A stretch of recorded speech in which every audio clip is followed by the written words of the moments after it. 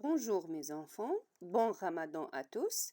Aujourd'hui, notre leçon de production écrite a pour objectif euh, compléter le dialogue par des verbes introducteurs de paroles, compléter un dialogue par des répliques et produire un petit passage dialogué. Bon travail.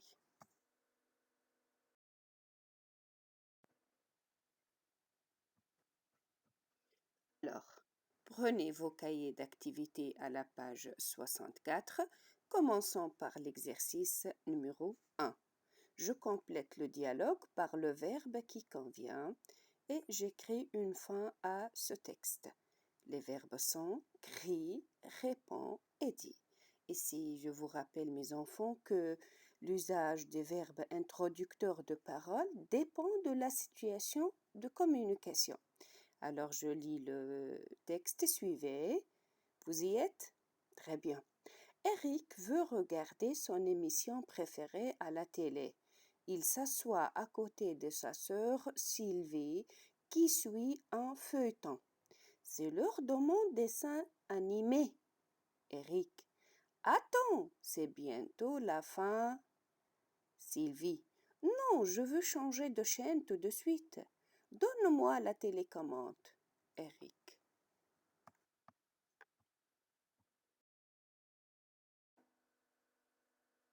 Passe à la correction. Alors, vous avez fini? Très bien, je sais que vous avez bien travaillé.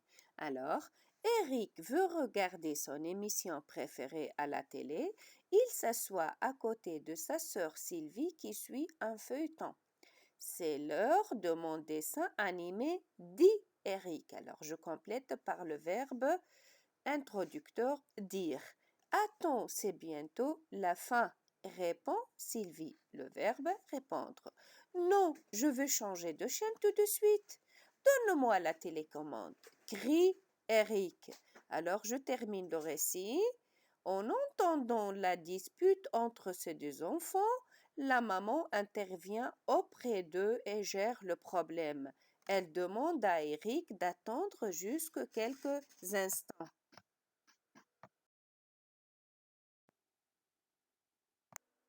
Rappelons, mes enfants, que le dialogue peut se dérouler entre deux ou plusieurs personnages. Les marques formelles du dialogue sont le deux points, les guillemets et les signes de ponctuation, bien sûr, point d'interrogation ou bien point d'exclamation, etc., selon le type de l'énoncé. Bien sûr, si je fais parler directement les personnages, on a recours à des tirets. Comme dans cet exemple, vous avez devant vous, mes enfants, un dialogue dont les répliques ont perdu leur tiré. On va les remettre ensemble. Suivez. Très bien. Tu viens jouer avec moi? Non, c'est impossible. J'ai promis à maman de m'occuper de mon petit frère. D'accord, mais quand ta mère sera de retour, ce sera possible? Non plus. Il sera trop tard et je veux regarder mon émission préférée, Les secrets d'une bonne santé. Moi aussi, j'aime bien cette émission. Eh bien, on pourra la regarder ensemble. Très bien, on doit séparer les répliques à chaque fois où l'interlocuteur change et je remets les tirés. Suivez, très bien. Tu viens jouer avec moi? Qu'est-ce qu'il répond l'autre? Non, c'est impossible. J'ai promis à maman de m'occuper de mon petit frère. D'accord, mais quand ta mère sera de retour, ce sera possible? Non plus. Il sera trop tard et je veux regarder mon émission préférée, Le secret d'une bonne santé. Moi aussi, j'aime bien cette émission. Eh bien, on pourra la regarder ensemble. Très bien.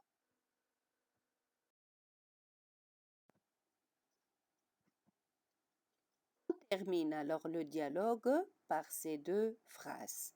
Alors Jacques revient chez lui et il demande la permission de sa maman d'aller le soir chez son ami pour regarder ensemble leur émission préférée, les secrets d'une bonne santé.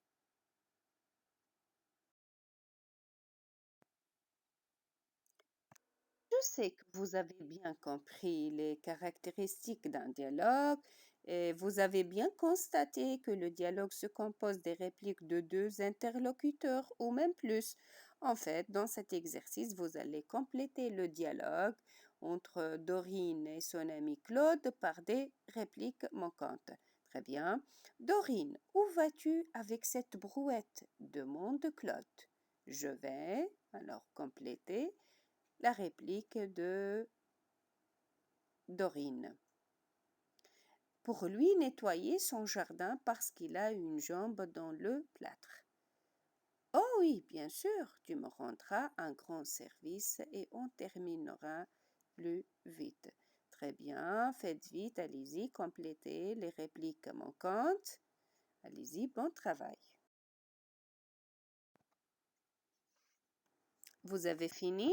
Très bien. Et vous avez agencé correctement les répliques. Très bien. Dorine, où vas-tu avec cette brouette? Demande Claude. Je vais chez notre voisin Marion. Et pourquoi? Pour lui nettoyer son jardin parce qu'il a une jambe dans le plâtre. Je peux t'accompagner? Oh oui, bien sûr, tu me rendras un grand service et on terminera plus vite. Très bien, mes enfants, et c'est bien de s'entraider et venir en aide aux autres au moment du besoin.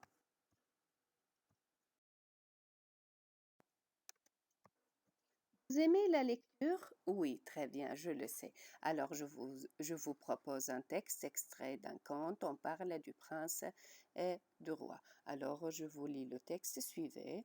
Un jour, un jeune prince arrive dans une grande ville inconnue, à la recherche d'un remède qui pourrait guérir son père malade depuis des mois. Il se présente au roi de cette ville. Ce dernier lui souhaite la bienvenue et lui demande des nouvelles de son père. Le jeune prince lui répond que son père va mal et qu'il a besoin d'un bon remède. Le roi invite alors son hôte à s'asseoir près de lui, puis il demande qu'on apporte un copieux repas à son invité. Un copieux, c'est-à-dire un bon repas. Après le dîner, le roi promet au jeune prince de l'aider et décide d'envoyer avec lui le meilleur médecin de la ville. Très bien, alors vous allez transformer, faire parler le prince et le roi. Alors vous produisez un dialogue entre le prince et le roi. Bon travail.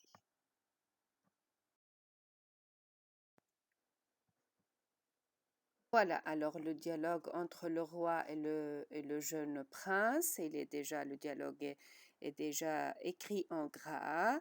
Très bien, je vois aussi les marques formelles du dialogue, les tirets hein, lorsque l'interlocuteur change, les signes de ponctuation tels que le point d'interrogation, le point d'exclamation, etc.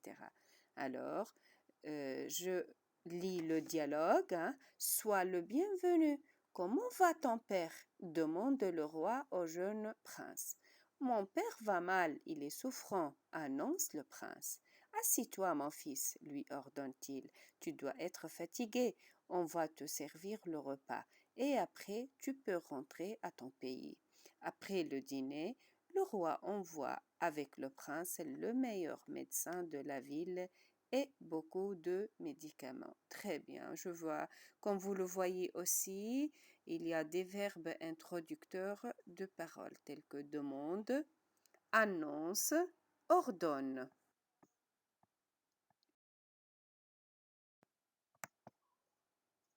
Pour plus d'entraînement, voilà notre exercice. Je lis la consigne suivante. Je trouve un début à ce texte. Je complète les répliques par le verbe qui convient. Dit, demande, répond. Maintenant, il faut choisir un titre à notre journal.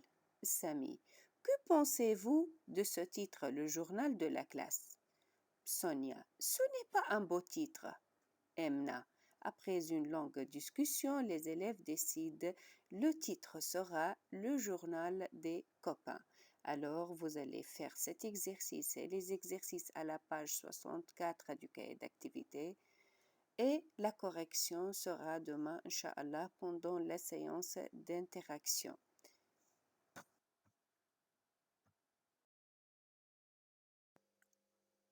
On récapitule, mes enfants. Quand on veut faire parler directement les personnages d'un récit, on utilise le dialogue. Alors, le dialogue est constitué de répliques et chaque personnage prend la parole à tour de rôle. Et pour passer d'une réplique à une autre, on doit utiliser les signes de ponctuation.